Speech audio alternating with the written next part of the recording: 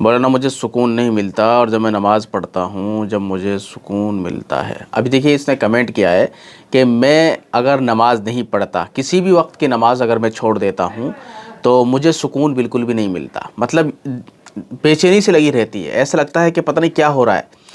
تو میرے بھائی حقیقت میں نماز کے اندر سکون ہے، سمجھ رہے ہو نہیں سمجھے؟ اور نماز کی عادت تو ہمیں ڈال لینی چاہیے کیونکہ یہ اللہ کا حکم ہے، اور اگر ہم اللہ کے حکم کو چھوڑیں گے تو ظاہر سی بات ہے کبھی نہ کبھی بے سکونی ضرور پیدا ہوگی، انسان چین سے نہیں جی سکتا۔ اب بہت سے لوگ کیا کرتے ہیں نا کہ بس گیموں میں اور اسی طریقے سے کھیل کود میں ٹائم پاس کرتے ہیں، بیٹھے بیٹھے ٹائم پاس کرتے ہیں، مطلب سیک چلی کی طرح سوچتے رہتے ہیں وہ، اور اذان ہوتی ہے کوئی دقت نہیں ہے، نماز کی کوئی پرواہ نہیں ہے۔ تو نماز پڑھنی چاہیے کیونکہ نماز واقع میں دل کو سکون پہنچاتی ہے، اور دل اور دماغ کو جب سکون ملتا ہے تو ظاہر سی بات ہے پورے جسم سکون میں رہتا ہے۔ تو نماز پڑھنی چاہیے، سمجھ رہے نہیں سمجھے؟ اب بہت سے لوگ کیا کرتے ہیں کہ اذان ہو رہی ہے، اتنی شرم اور حیا ان کے اندر بالکل بھی نہیں ہوتی، سمجھ گئے؟ مطلب مغرب کی نماز ہو رہی ہے، مغرب کی اذان ہو رہی ہے، اور لوگ آرام سے گپے مار رہے ہیں، بیٹھے ہیں، ہنس رہے ہیں، دانت پھاڑ رہے ہیں۔ یہ بہت سے بے شرم لوگوں کی عادتیں ہیں، یہ سمجھ گئے نہیں سمجھے؟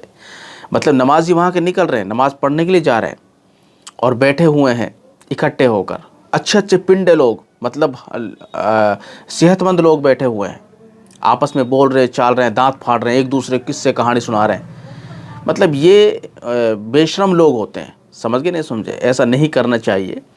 جبکہ اگر آپ نماز نہیں پڑھتے تو وہاں سے چلے جاؤ بھائی، کم سے کم یہ بے شرمی تو ہٹاؤ یہاں سے۔ مطلب یہ دکھاتے ہیں لوگوں کو کہ دیکھیے تم نماز پڑھ رہے ہو، ہم نماز نہیں پڑھ رہے۔ تو یہ نماز کا مذاق ہے، دین کا مذاق ہے، تو ایسا کام نہیں کرنا چاہیے۔ اگر نماز نہیں پڑھنی ہے تو وہاں سے شرم کی وجہ سے آپ کو وہاں سے ہٹ جانا چاہیے۔ بات سمجھ گئے نہیں سمجھے؟